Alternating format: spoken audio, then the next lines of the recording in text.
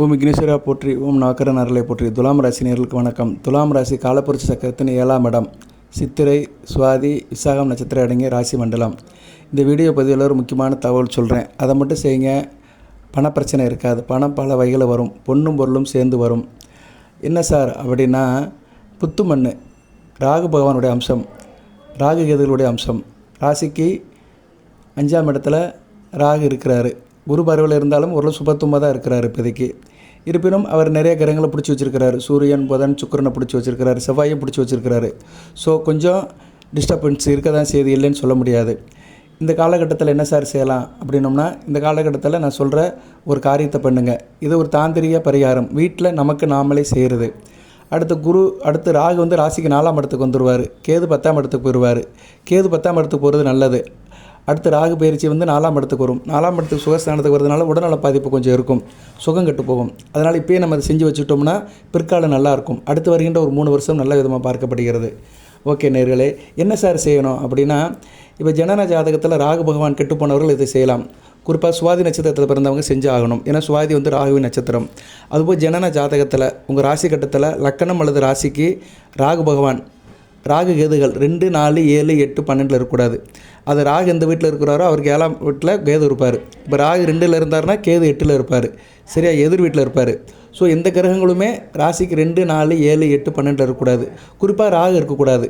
கேதுவை காட்டில் ராகு தான் ரொம்ப கெடுபணங்களை அதிகமாக செய்வார். சரியா நேயர்களே, அதனால் நீங்கள் இதை கண்டிப்பாக செய்யுங்க. ஜனன ஜாதகத்தை செக் பண்ணிக்கோங்க. ஜனன ஜாதகத்தில் சில பேருக்கு லக்கணம் ராசிக்கு 2, 4, 7, 8, 12 இருந்தால் ரொம்ப கெடுபலங்களாக இருக்கும். சரியா, இப்போ உதாரணத்துக்கு சொல்கிறேன். நீங்கள் என்ன லக்கணம், நீங்கள் இப்போ துலாம் ராசி ரிஷப லக்கணத்தில் பிறந்திருக்கிறீங்க. துலாம் ராசி ரிஷப லக்கணம், இது ஒரு சஷ்டாச அமைப்பு தான். ஆனால் ராசிக்கும் லக்கணத்துக்கும் சுக்கிரன் தான் அதிபதியாக வருவார். ராசி அதிபதியும் லக்கணாதிபதி சுக்கிரன் தான். ஓரளவு மேனேஜ் ஆயிரும், ரொம்ப கோயின்சைடாக இருப்பீங்க. இப்போ உங்களுக்கு லக்கணத்துக்கு 7ஆம் இடம் அப்படின்னம்னா விருச்சிகத்தில் ராகு இருப்பார். ரிஷப லக்கணம், துலாம் ராசி, லக்கணத்துக்கு 7ஆம் இடம்னா விருச்சிகத்தில் ராகு இருப்பார். நல்ல அமைப்பு இல்லை, விருச்சிகத்தில் ராகு இருக்கக்கூடாது. ஆட்டிடுவார். ராசிக்கு 2ஆம் இடத்துல இருப்பார். இவங்களுக்கு எப்படின்னா திருமணம் தாமதமாகும், திருமண வாழ்க்கை நல்லா இருக்காது. ஒரே வாரத்தில் சொல்லிட்டு போடலாம்.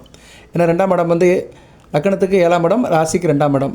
ராசிக்கு 2ஆம் இடம் குடும்பம், லக்கணத்துக்கு 7ஆம் இடம் கலஸ்தரம், திருமணம். ஸோ திருமண வாழ்க்கை பொதுவாக குடும்பத்தில் இவங்களால் பாண்டிங்காக இருக்க முடியாது. தேவையில்லாமல் பேசுவாங்க. சரியா, நல்ல விதமாக பார்க்கப்படாது. அயனசேன போக நல்லா இருக்காது. விரயம் இருக்கும், செலவு இருக்கும், அலைச்சல் இருக்கும். சரியா நேர்களே, அதுபோல் ராகு ராசிக்கு 7ஆம் இடத்துல இருந்து லக்கணத்துக்கு 2ஆம் இடத்தை பார்ப்பார். ஸோ குடும்ப வாழ்க்கை சுத்தமாக இதாயிரும்.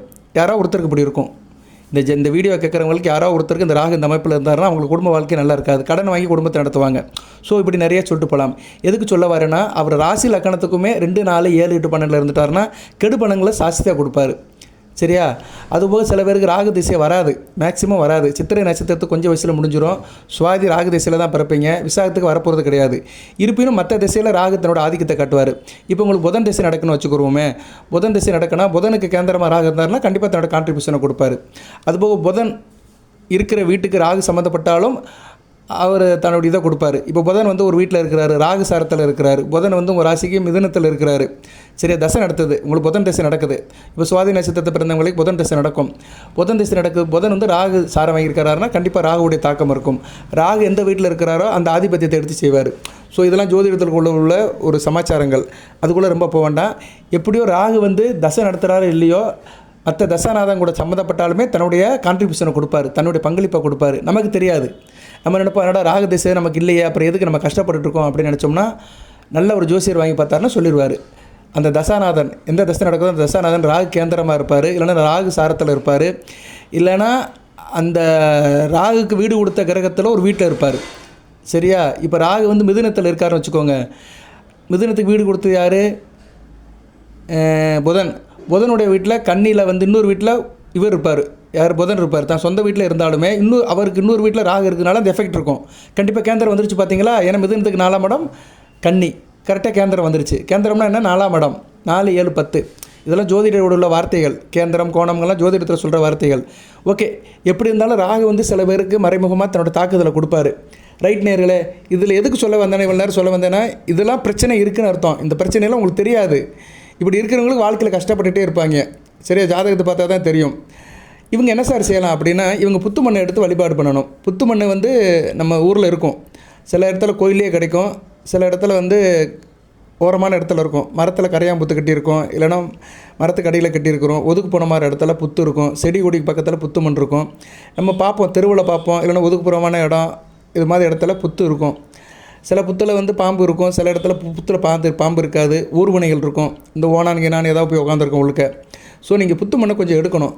அதை எவ்வளோ எடுக்கணும்னா ஒரு பந்து அளவுக்கு எடுக்கணும். சரியா, ஒரு கிரிக்கெட் பால் அளவுக்கு எடுக்கணும், ஒரு உள்ளங்கை அளவுக்கு எடுத்துகிட்டு வரணும். அதை என்ன செய்யணும்னு தான் சொல்கிறேன், பொறுமையாக கேளுங்க. அனைவரும் சப்ஸ்கிரைப் பண்ணுங்கள், பெல் பட்டன் ஆன் பண்ணுங்கள், நோட்டிஃபிகேஷன் வர எல்லா வீடியோவும் பாருங்கள், ஹை பட்டனை சப்போர்ட் பண்ணுங்கள். புத்து மண் எடுக்கிறது பார்த்து எடுக்கணும். சிறுவர்கள்லாம் போகக்கூடாது, வயதானவர்கள் தான் போகணும். சரியா, ஒரு 30 வயதுக்கு மேற்பட்டவர்கள் ஆனோ பண்ணோ பார்த்து போகணும். ஒரு கம்பி அல்லது ஒரு குச்சி ஏதோ ஒன்று எடுத்துகிட்டு போகணும். ஒரு கேரி பேக் எடுத்துகிட்டு போய்க்கலாம். சரியா, ஒரு கேரி பேக்கோ இல்லைனா ஒரு பாத்திரமோ எடுத்துகிட்டு போகலாம். கண்ணாடி பவுல் ஏதோ ஒன்று எடுத்துகிட்டு போகலாம். கண்ணாடி பவுல், பீங்கான் பவுல் எடுத்துகிட்டு போகிறது மிகச்சிறப்பாக பார்க்கப்படுகிறது. என்ன பண்ணணும், பார்த்து எடுக்கணும் புத்து மண்ணை. சரியா, அதுக்குள்ளே எதுவும் இருக்கக்கூடாது, பார்த்து பொறுமையாக எடுக்கணும். சில இடத்துல கோயிலே கிடைக்கும். இப்போ சங்கரங்கோயிலில் வந்து உள்ளுக்கே புத்துமண் இருக்குது. சென்னையில் சில அம்மன் கோயிலில் புத்துமண் இருக்குது. சரியா, புத்தோட அம்மன் இருக்கும். அந்த கோயிலுக்கு பின்னாடியும் புத்து இருக்கும், அதை எடுத்துக்கலாம். அந்த கோயிலுக்கு பூசாரிட்ட கேட்டு எடுக்கணும். நம்மளாம் சௌகரியத்துக்கு எடுத்துட்டோம்னா அது சேதாரப்படுத்துகிற மாதிரி ஆயிரும். கேட்டு எடுக்கணும். புது வெளியில் இருக்கிறத எடுத்துக்கலாம், ஆனால் ஒரு கோயில் ஸ்தலங்களில் இருக்கிறத எடுக்கும்போது கேட்டு எடுக்கணும். சங்கரன் கோயிலில் நார்மலாக எடுத்துக்கலாம், அங்கே நிறையா போட்டு இருப்பாங்க, நம்ம போகும்போது எடுத்துக்கலாம், கொஞ்சம் கையில் எடுத்துகிட்டு வந்துக்கலாம்.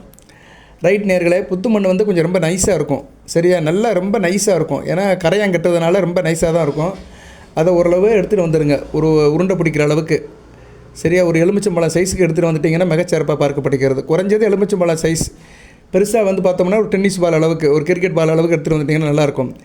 ஏன்னா அதில் சில காரியங்கள் பண்ணணும், அதுக்காக தான் நான் அந்த அளவுக்கு எடுக்க சொல்கிறேன். அது எடுத்துகிட்டு வந்துடுங்க. என்றைக்கு சார் எடுக்கணும் அப்படின்னா, வெள்ளி, செவ்வாய், ஞாயிற்றுக்கிழமை எடுக்கலாம். காலையில் எடுத்துருங்க. மதிய உச்சிக்கால பூஜையில் உச்சிக்கால நேரத்தில் எடுக்க வேண்டாம். மதியம் 12 மணிலேருந்து 2 மணிக்குள்ளே அந்த புத்துக்கிட்டெல்லாம் போகாதீங்க. ஒன்று காலையில் எடுத்துருங்க, 8 to 10க்குள்ளே எடுத்துருங்க. இல்லைன்னா சாயந்தரம் 4 to 5க்குள்ளே எடுத்துருங்க. ஒன்று இறங்கு பொழுது அல்லது ஏறு பொழுதில் எடுங்க, உச்சி பொழுதில் எடுக்க வேண்டாம். எடுத்துகிட்டு வீட்டுக்கு வந்துடுங்க. நீங்கள் ஞாயிற்றுக்கிழமை எடுத்துகிட்டு வந்துடுங்க. ஏன்னா ஞாயிற்றுக்கிழமை தான் எல்லாத்துக்கும் ஃப்ரீயாக இருப்பீங்க வீட்டில். ஞாயிற்றுக்கிழமை ராகு வழியில் அந்த காரியத்தை பண்ணலாம். ஞாயிற்றுக்கிழமை காலையில் ஒரு 8 to 9க்குள்ளே எடுத்துகிட்டு வந்துடுங்க. எடுத்துகிட்டு வந்து வீட்டில் வச்சுருங்க. ஞாயிற்றுக்கிழமை காலை வேலையெல்லாம் பாருங்கள். நான்வெஜ் சாப்பிடாதீங்க அன்றைக்கி. சரியா, ஒரு நாள் தவிர்த்துருங்க. ஞாயிற்றுக்கிழமை ராகு வேலை சாயந்தரம் 4:30 to 6 வரும். சரியா, சாயந்தரம் கரெக்டாக ஒரு 4 மணிக்கு எந்திரிச்சிருங்க. சுத்தமாகிருங்க, கையை காலை கழுவிட்டு சுத்தமாகிருங்க. சுத்தமாகிட்டு என்ன பண்ணிங்கன்னா பூஜை ரூமுக்கு போங்க. பூஜை ரூமில் போய் நான் சொல்கிற படத்தெல்லாம் வச்சுக்கோங்க. துலாம் ராசி விநாயகர் இருக்கணும். ஏன்னா ராகுகளுடைய டோட்டல் கண்ட்ரோல் விநாயகர்கிட்ட தான் இருக்குது. ஸோ நிர்த்திக கணபதி விநாயகர் ஃபோட்டோ இருக்கணும். நிர்த்திக கணபதி படம் வந்து உங்களுக்கு ரொம்ப சிறப்பாக பார்க்கப்படுகிறது. நிறுத்த கணபதி வந்து நிறைய பேருக்கு அனுப்பியிருக்கிறேன். துலாம் ராசியில் நிறைய பேர் எங்கிட்ட வாங்கியிருக்கிறாங்க. அதனால் அது வேணுங்கிறவங்க வாட்ஸ்அப்பில் கேளுங்க, 8807457629 இந்த நம்பருக்கு கேட்டிங்கன்னா அனுப்பிவிடுவேன். நிறுத்த கணபதி. அடுத்து வந்து தேவஸ்ரீ கருமாரியம்மன் படம், அம்மன் படம் இருக்கணும். சரியா, கருமாரியம்மன் படம் இருக்கணும். இல்லைன்னா சமயபுரத்து மாரியம்மன் படம் இருக்கலாம், ஏதோ ஒரு அம்மன் படம் இருக்கணும். அடுத்து வந்து மகாலட்சுமி படம் இருக்கணும். 3 இருக்கணும், ரொம்ப முக்கியம். 3 தான். விநாயகர் படம், அம்மன் படம், மகாலட்சுமி படம். சரஸ்வதி படம் இருந்தால் பரவாயில்ல. சரியா, இதை வச்சுக்கலாம் நீங்கள். இது 4 படம் இருக்கணும். அது போக வந்து உங்களுக்கு வேண்டிய மற்ற ஃபோட்டோவும் வச்சுக்கலாம். உங்களுக்கு விருப்பமான இஷ்ட தெய்வம், குலதெய்வம் படம் எதாக இருந்தாலும் வச்சுக்கலாம். பூஜை ஆரம்பிங்க. அந்த மண்ணை என்ன பண்ணுங்கன்னா கண்ணாடி பவுலில் போடுங்க. மொத்தமும் போட்டுருங்க, கண்ணாடி பவுலில் போட்டுருங்க. சுத்தமாக தான் இருக்கும். அதில் எதுவும் செத்த இருந்துச்சுன்னா எடுத்துருங்க, தூசி ஈசி இருந்துச்சுன்னா எடுத்துருங்க. அந்த மண்ணை போட்டுட்டு அதில் கொஞ்சம் மஞ்சள் போடுங்க, ஒரு கரண்டி மஞ்சள், கொஞ்சம் சந்தனம் போடுங்க, பன்னீர் ஊற்றுங்க. நல்லா குழையிற அளவுக்கு ஊற்றுங்க, நல்லா பிசைகிற அளவுக்கு. நல்லா மசிய பிசையணும். சரியா, கையை விட்டு பிசைஞ்சிங்கன்னா நல்லா மசிஞ்சிடும், நல்லா உருண்டையாக வந்துடும். சரியா, பன்னீர் ஊற்றி பிசைஞ்சிருங்க. பிசைஞ்ச பின்னாடி அதை எடுத்துருங்க. எடுத்துகிட்டு அதில் கொஞ்சம் விநாயகர் பிடிக்கணும். சரியா, விநாயகர் பிடிக்கணும். விநாயகர் வந்து நம்ம ஒரு 5 விரலை வச்சுக்கிட்டு சுருக்கி விநாயகர் பிடிக்கணும். அது தெரியும் எல்லாத்துக்குமே. உள்ளங்கையில் வச்சு விநாயகர் பிடிக்கணும். விநாயகர் பிடிச்சிட்டிங்கன்னா அந்த புத்து மண்ணில் விநாயகர் பிடிச்சி வெத்தலையில் வைக்கலாம், இல்லைன்னா அரச இலையில் வைக்கலாம். சரியா, எப்படி சார் வைக்கணும் அப்படின்னா, ஒரு பித்தாளை தட்டில் வெத்தலையை வச்சு அதுக்கு மேலே அந்த விநாயகர் வச்சிடணும். சரியா, அது மிகச்சிறப்பாக பார்க்கப்படுகிறது. பித்தாளை தட்டு, அதுக்கு மேலே வெத்தலை, அதுக்கு மேலே விநாயகர் வச்சிடணும். 2 வெத்தலை இருந்தால் போதும். 2 வெத்தலைக்கு மேலே விநாயகர் வைங்க, மிகச்சிறப்பாக இருக்கும். வச்சுட்டு அது குங்குமம் வைங்க, அதுக்கு பூக்கள் போடுங்க. அந்த விநாயகர் வச்சு தான் நம்ம கும்பிட போகிறோம். அந்த புத்து மண்ணில் செஞ்ச விநாயகரை வச்சு தான் நம்ம பூஜை பண்ண போகிறோம். அதுதான் மிகச்சிறப்பாக பார்க்கப்படுகிறது. மிச்ச மண் இருக்கும், அந்த மண்ணை வந்து உருட்டி அப்படியே பக்கத்தில் வச்சுருங்க. அந்த தாம்பலத்திலே வச்சுருங்க. அது வெத்தலை மேலே வைக்கலாம், இன்னொரு வெத்தலை மேலே வச்சுருங்க. அப்படியே இருக்கட்டும். அது வந்து நமக்கு செயல்பாடுக்கு, நமக்கு தேவைக்கு அதை வச்சுருக்குறோம். ஆனால் வணங்குறது வந்து அந்த விநாயகரை வணங்க போகிறோம். அதுபோல் மற்ற ஃபோட்டோவுக்கும் நமஸ்காரம் பண்ணுங்கள். பூவெல்லாம் போடுங்க, சந்தன குங்குமம் வைங்க. கிண்டியில் தண்ணி வைங்க. பஞ்ச பாத்திரத்தில் தண்ணி கண்டிப்பாக வைக்கணும். நான் இதில் பலன் சொல்லலை, உங்களுக்கு நல்லது நடக்கிறதுக்கு சொல்கிறேன். இதெல்லாம் செஞ்சிட்டிங்கன்னா வாழ்க்கையில் பிரச்சனை தீர்ந்துடும், கஷ்ட நஷ்டம் தீர்ந்துடும், ராகு சம்மந்தப்பட்ட தோஷங்கள் எல்லாமே சரியாக போயிடும், காரிய தடங்கள் சரியாக போயிடும், தொட்ட காரியம் தொடங்கும், காரிய அனுகூலம் இருக்கும். நமக்கு நாம் வீட்டில் ஒரு சின்ன ஒரு பூஜை பண்ணுறோம். இதை பரிகாரம் சொல்ல முடியாத ஒரு பூஜை, ஒரு வழிபாடு தான். ஸோ இதை என்ன பண்ணுறோம்னா, பஞ்ச பாத்திரத்தில் தீர்த்தம் ஊற்றுங்க, வேப்பிலை போடுங்க, அருகம்புல் போடுங்க, மல்லிகை பூக்கள் போடுங்க, இல்லைன்னா நறுமண பூக்கள் போடுங்க. சரியா?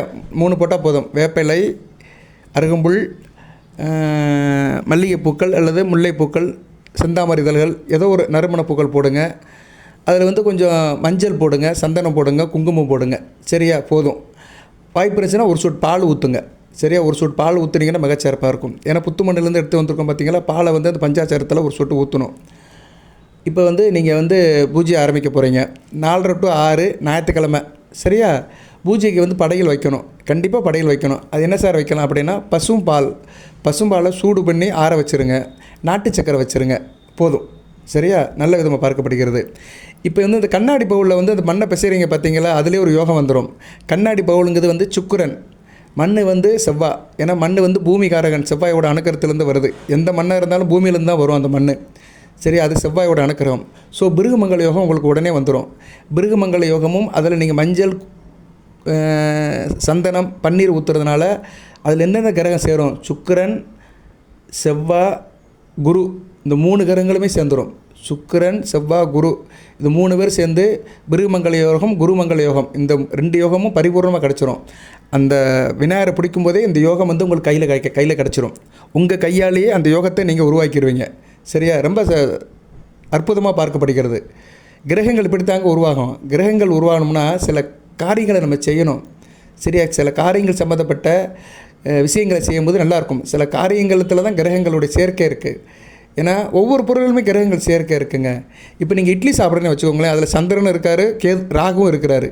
ஏன்னா உளுந்தம்பருப்பில் ராகு இருக்கிறாரு, அரிசியில் கேது இருக்கிறாரு. 2 சேர்ந்து வரும்போது சந்திரனும் ராகுவும் சேர்ந்து இட்லியில் இருக்கிறாங்க.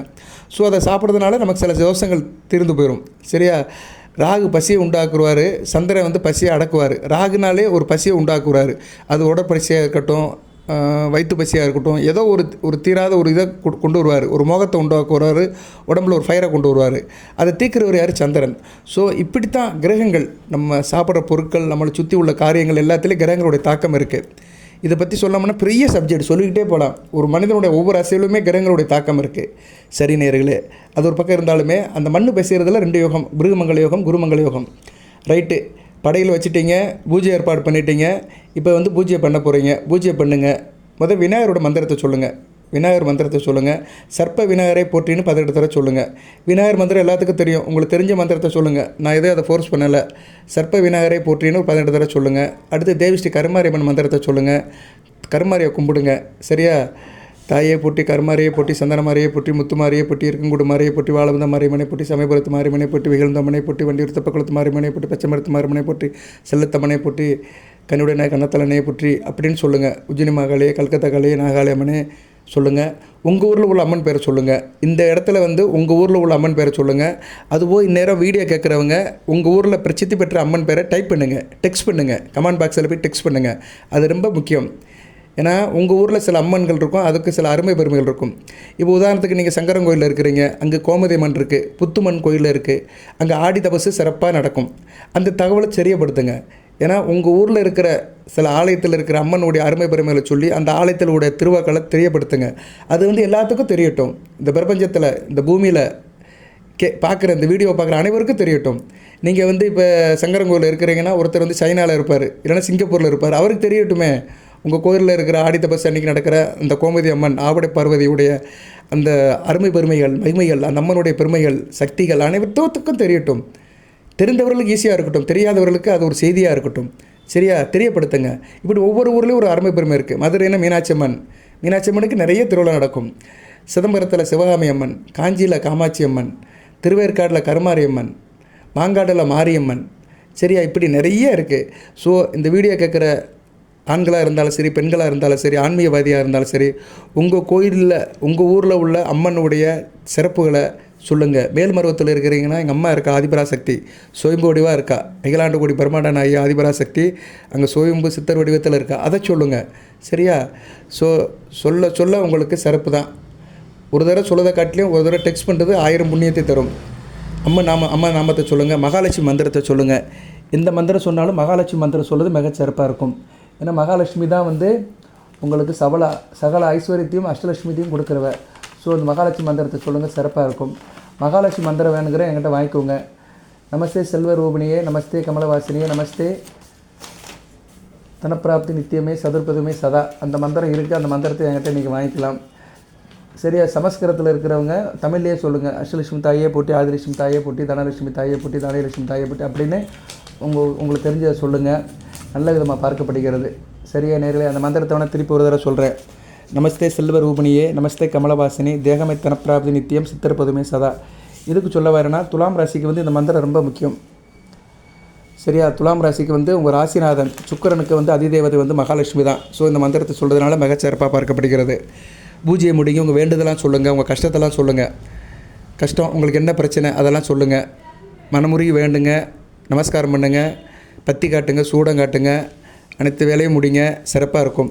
பூஜை முடிஞ்ச பின்னாடி கொஞ்சம் நேரம் கழித்து இல்லைன்னா மறுநாள் திங்கக்கிழமை காலையில் மறுபூஜை பண்ணுங்கள். அந்த விநாயகர் அங்கேயே இருக்கட்டும். மறுபூஜை பண்ணிவிட்டு அந்த விநாயகர் எடுத்துகிட்டு வீட்டில் முக்கியமான இடத்துல வச்சுருங்க. பீரோ, பணம் புழங்குற இடம், சேஃப்டி லாக்கர், நகை வைக்கிற இடத்துல வச்சுருங்க. அப்பப்போ பூஜை பண்ணும்போது அதுக்கு பற்றி காட்டுங்க. அந்த விநாயகர் ஒன்றும் ஆக மாட்டார். அப்படியே அந்த வெத்தலையோடு எடுத்து வச்சுருங்க. வெத்தலை தான் வாடும், விநாயகர் அப்படியே இருப்பார். சரியா? நல்ல விதமாக பார்க்கப்படுகிறது. சார் நான் தொழில் வியாபாரம் பண்ணுறேன், கடை வச்சுருக்கேன் அப்படின்னா அந்த கடையில் கூட போய் வச்சுக்கலாம் அந்த விநாயகரை. சரியா? ஒரு முக்கியமான இடத்துல வச்சுக்கிட்டு அதுக்கு கற்பூரம் காட்டுங்க, பற்றி காட்டுங்க. நல்ல ஐஸ்வர்யம் கிடைக்கும்.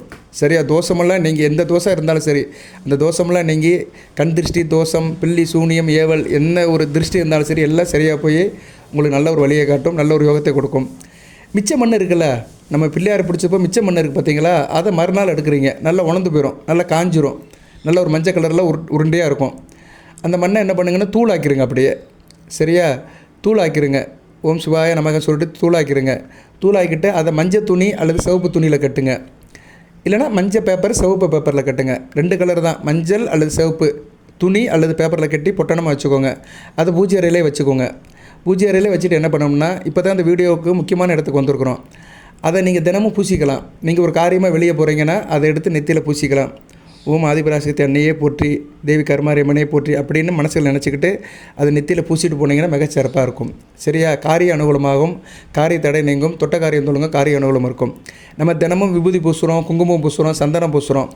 இதை புத்து மண்ணை நம்ம வீட்டிலேயே பூஜை புனஸ்காரம் பண்ணி அதுக்கு ஒரு சக்தியை கொடுத்து ஒரு ஏற்றி அதை நம்மளே பிரசாதமாக பூசிக்கிட்டோம்னா மிகச்சிறப்பாக இருக்கும். நம்ம கையாலே நமக்கு ஒரு உதவி, யார் கையாலும் வாங்கலை. நம்ம வீட்டில் இருக்கிறவங்க, நம்ம குடும்பத்து உறுப்பினர்களே ஒரு பூஜை பண்ணி அதை நம்ம யூஸ் பண்ணிக்கிறோம். சரியா? இது எப்படின்னா ஒரு வீட்டு சாப்பாடை சாப்பிட்டு நம்மளே செய்கிறதான். எல்லாத்துக்கும் ஒரே மாதிரி தான் இருக்கும் வைப்ரேஷன். சரியா? அதுக்கு தான் எல்லோரும் என்ன சொல்லுவாங்கன்னா, பக்கத்து வீட்டில் சிலவர் சாப்பாடெல்லாம் வாங்கி சாப்பிட மாட்டாங்க. அந்தந்த வீட்டில் அவங்கவுங்க சாப்பிட்றது தான் அவங்கவுங்களுக்கு அது சேரும், அந்த தெய்வத்துக்கு அது கட்டுப்படும். சரியா? அதனால் அன்றைக்கி தேதிக்கு உங்கள் வீட்டில் கணவன், மனைவி, குழந்தைகள், தாய் தகப்பன் ஒரு 4-5 பேர் சேர்ந்து ஒரு காரியத்தை பண்ணி அதன் மூலிமா கிடைக்கிற ஒரு அருட்பிரசாதத்தை தினமும் பூசிட்டு வந்தீங்கன்னா வாழ்க்கை நல்லாயிருக்கும், எல்லா பிரச்சனையும் தீரும். நிறைய வழிகள் இருக்குது, அதில் இது ஒரு வழி தான். ஒரு ஊருக்கு எப்படி பல வழிகள் இருக்கோ அதேமாதிரி இது ஒரு வழி தான். ஆனால் இது நல்ல வழி. இந்த வழி போனீங்கன்னா எந்த பிரச்சனையும் இருக்காது. நீங்கள் போகிற இடத்துக்கு நல்லபடியாக போய் சேர்ந்துடலாம். நல்ல விதமாக பார்க்கப்படுகிறது. தினமும் இதை பூசுங்கள், தினமும் இதை நெற்றியில் பூசுங்கள். நல்லபடியாக இருக்கும். காரிய அனுகூலம் இருக்கும், காரிய வெற்றி கிடைக்கும், தொட்ட காரியம் தொடங்கும், பணம் பல வகையில் வரும். பணம் வேணுங்கிறவங்களுக்கு பணம் கிடைக்கும், நினைத்த காரியம் நடக்கும். நீங்கள் எதை நினைக்கிறீங்களோ நடக்கும். @% நீங்கள் எந்த சூழ்நிலையில் இருக்கீங்களோ அந்த சூழ்நிலை உங்களுக்கு சாதகமாக இருக்கும். சார் ரொம்ப நாள்பட்டு வியாதியில் இருக்கிறேன், நோய் தீர மாட்டேங்க அப்படிங்கிறவங்களுக்கு நோய் தீரும், தாக்கம் குறையும். நோய் உடனே போயிடாது. இப்போ எனக்கு சுகர் இருக்குது சார், சுகர் என்னை விட்டு போனோம்னா சுகர்லாம் போகாது. சுகருடைய தாக்கம் குறையும். அதுக்கு மருந்து மாத்திரை சாப்பிட்டு காலத்தை கொண்டு போகலாம். ப்ரெஷர் இருக்குன்னா ப்ரெஷர்லாம் போகாது. சுகரு, ப்ரெஷரு, தைராய்டு, சில ரத்த சம்மந்தப்பட்ட பிணிகள்லாம் உடம்பை விட்டு போகாது. ஒன்ஸ் வந்துருச்சுன்னா உடம்பை விட்டு போகாது. பட் அதை நம்ம குறைச்சிக்கலாம். மருந்து மாத்திரை சாப்பாடெல்லாம் கண்ட்ரோல் பண்ணிக்கலாம். அந்த குறைக்கிற சக்தியை கொடுக்கறது தெய்வம் தான் கொடுக்கணும். சரியா? பேய்க்கும் பாரு, நோய்க்கும் பாருன்னு இருக்காங்க. ரெண்டுக்கும் நம்ம பார்க்கணும். நல்லா இருக்குங்க. வாழ்த்துக்கள். நன்றி. இதை செய்யுங்க, நல்லாயிருக்கும். இதை ஞாயிற்றுக்கிழமை தான் செய்யணும். அன்றைக்கி சுத்தமாக இருங்க, சரியா? வளர்பிறை காலத்தில் செய்கிறது நல்லது. இப்போ வளர்பிறை காலம்தான். ஏன்னா வளர்பிறை காலத்தில் தான் சந்திரனுக்கு பவர் இருக்கும். வளர்பிறை காலம்னா அமாவாசை முடிஞ்சு வருகிற ஞாயிற்றுக்கிழமை செஞ்சீங்கன்னா மிக சிறப்பாக இருக்கும். ஏன்னா சந்திரன் ரொம்ப முக்கியமான கிரகம், மனோகாரகன். சிறப்பாக செய்யுங்க, நல்ல விதமாக பார்க்கப்படுகிறது. அன்னை சக்தியோட அருள் கிடைக்கும். ஏன்னா பாம்பு புத்திலே அன்னை தான் குடியிருக்கிறா. ஆதிபராசக்தி தேவி கருமாரியம்மன் தான் குடியிருக்கிறா. புத்தியில் இருக்கும் பாம்பு அது சத்தியமாக நீ நம்பு. சக்தியின் வடிவம் பாம்பு அது நித்தம் நீ வேண்டு. சரியா? பாம்பாக பிறந்தாலாம் பார்வதியாம் தேவி, பௌர்ணமியில் பால்நிலவில் படமெடுத்த ஆடி. அந்த சக்தி அப்படியே கிடைக்கும். சரியா? அந்த பௌர்ணமினா என்ன? சந்திரன் முழு சக்தி அடைகிறனால தான் பௌர்ணமி. அதனால் அந்த பௌர்ணமியை நோக்கி போகிற சந்திரன், வளர்பிறை சந்திரன் நாட்களில் இந்த காரியம் பண்ணிங்கன்னா பல மடங்கு பலன் கிடைக்கும். அதுபோல் சந்திரன் சக்தி வடிவமானவன். அதனால தான் வளர்பிறை காலத்தில் செய்ய சொல்கிறேன். அமாவாசை முடிஞ்சு ஒரு 6 நாள் கழித்து அந்த மண்ணை எடுங்க. அது வளர்பிறை சஷ்டிக்கு மேலே எடுத்திங்கன்னா மிகச்சிறப்பாக இருக்கும். நிறைய இருக்குங்க, சொல்லிகிட்டே இருக்கலாம். நான் தொட்டு சொல்லிகிட்டே இருப்பேன், நேரம் ஆகும். சரியா? இத்துடன் இந்த வீடியோ நிறைவு பண்ணிக்கிறேன். துலாம் ராசி நேயர்கள் இதை செய்யுங்க, சிறப்பாக இருப்பீர்கள். எல்லாம் வல்ல இறைவன் துலாம் ராசி நேயர்களுக்கு சில சௌபாகியத்தையும் சில ஐஸ்வர்யத்தையும் சில நன்மையிலும் கொடுப்பார். அடுத்த வள நலங்களை பெற்று தேக ஆரோக்கியத்துடன் தீர்க்காலுடன் நீடோடி வாழ்க, நிறைந்த வளம் பெறுக. நன்றி நேயர்களே.